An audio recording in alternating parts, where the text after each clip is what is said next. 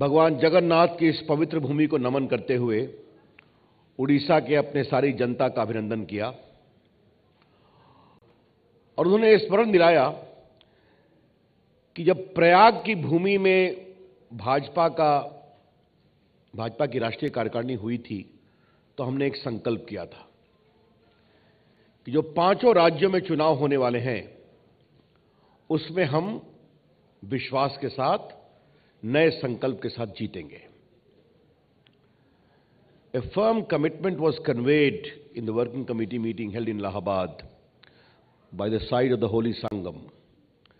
that in the coming 5 states election, the BJP must undertake a clear resolve to win convincingly. और आज जब हम भगवान जगन्नाथ की इस पवित्र भूमि उड़ीसा में मिल रहे हैं तो हमें इस बात का बहुत आश्वासन है कि जनता के आशीर्वाद और कार्यकर्ताओं के प्रयास और पार्टी के प्रति आस्था, इन सबों के साथ बीजेपी की बहुत ही निर्णायक जीत हुई है। राजनीतिक विश्लेषक 2/3 को बड़ी विक्ट्री मानते रहे हैं, लेकिन इस बार के नतीजे ने उनको भी सोचने पर मजबूर किया है कि बीजेपी उत्तर प्रदेश और उत्तराखंड में 3/4 बहुमत से जीती है।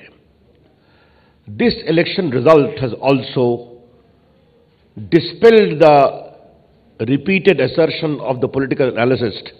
that if you win 2/3, then it is a big win. The entire architecture of big win has been changed by the BJP in the light of the outstanding result in Uttar Pradesh and Uttarakhand. और हमें इस बात का आश्वासन है कि मणिपुर में जहां बीजेपी को एक म्युनिसिपल काउंसलर भी नहीं था, वहां हमारी सरकार बनी है और गोवा में भी हमारी सरकार बनी है। और मणिपुर और गोवा, इन दोनों जगहों पर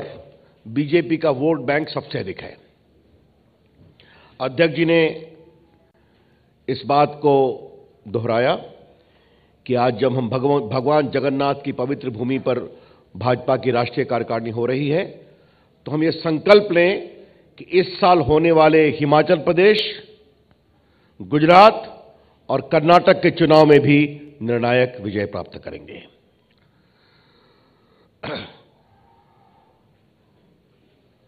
मित्रों, अध्यक्ष जी ने एक और बात कही कि अभी तक विश्लेषण का यह आधार रहता था कि बीजेपी कांग्रेस को तो हरा सकती है, लेकिन क्षेत्रीय दलों के सामने वो कमजोर पड़ जाती है। लेकिन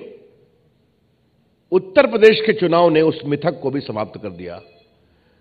जहां 2 बड़े बड़े दल बसपा और सपा,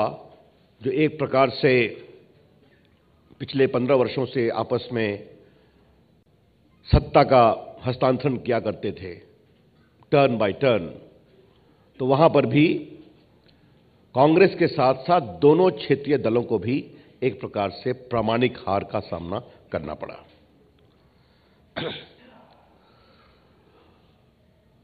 अध्यक्ष जी ने एक और बात कही कि 14 का रिजल्ट तो अपने आप में ऐतिहासिक था। 30 साल के बाद भाजपा को बहुमत मिला, एक दल को, लेकिन फिर भी उत्तर प्रदेश में 80 लोकसभा में 73 सीट को जीतने के यशस्वी कीर्तिमान के बावजूद बहुत सारे चिंतक और विश्लेषक ये कहते थे 73 out of 80 was by default. ये एक अचानक की घटना है, लेकिन आज 403 में 325 सीट का जीतना इस बात का प्रामाणिक उदाहरण है कि उत्तर प्रदेश की जनता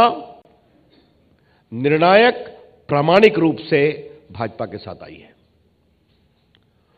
और ये चुनावी नतीजे परिवारवाद, जातिवाद और तुष्टीकरण की राजनीति का भी एक प्रकार से बहुत बड़ा निरादर है, उसकी अस्वीकृति है। The UP result in particular is a firm rejection of the politics of casteism, naked family promotion, and also rank appeasement politics. And perhaps for the first time, the people have reposed their trust in the politics of performance.